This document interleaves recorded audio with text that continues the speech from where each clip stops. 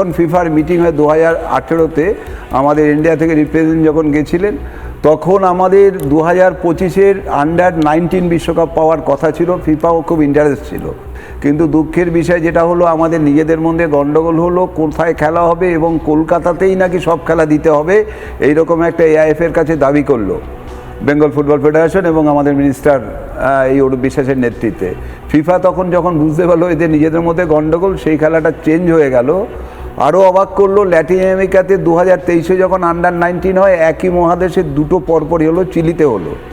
তা আমাদের যেটা বক্তব্য, এরা এই দিদিকে সন্তুষ্ট করতে গিয়ে ফুটবলটাকে কোথায় নিয়ে চলে গেছে সেটা এখন আমরা পরিষ্কার হয়ে যাচ্ছে, এবং আমরা বুঝতে পারছি ফিফার র্যাঙ্ক দেখে বাংলার যেখানে ফুটবলের প্রাণ ছিল, বাঙালির যেখানে ফুটবলের পরিচয় ছিল, ভারতবর্ষে ফুটবলের 11 জনের টিমের মধ্যে যেখানে 8-9 জন বাঙালি থাকতো।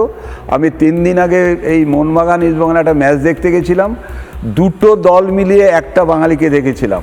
সেই বাঙালিটারা চান্স পাওয়ার কোনো কথা ছিল না, মোহনবাগানের মোস্ট অফ দি ক্যাপ্টেন বা কিছু সুভাষিস বলে।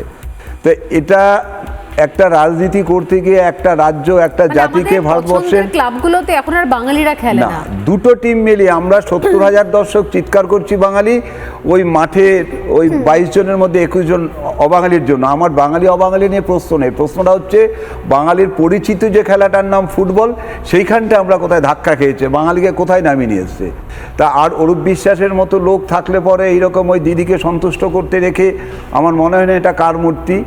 আমরা সারা পৃথিবীতে যেখানে যেখানে খেলা দেখতে গেছি সেখানে দেখেছি সেই স্টেডিয়ামের পাশে সেই দেশের কোনো আইকন ফুটবলারদের মূর্তি থাকে।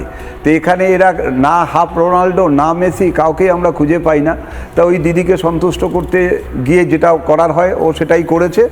আমি ধন্যবাদ জানাই আমার ক্রীড়ামন্ত্রীকে এইরকম একটা সিদ্ধান্ত নেওয়ার জন্য। আগামী দিনে যদি এইরকম কোনো ভুল সিদ্ধান্ত নেয়, আমার মনে হয় একবার সে মনে করবে বর্তমান আমাদের ক্রীড়ামন্ত্রীর এই সিদ্ধান্ত।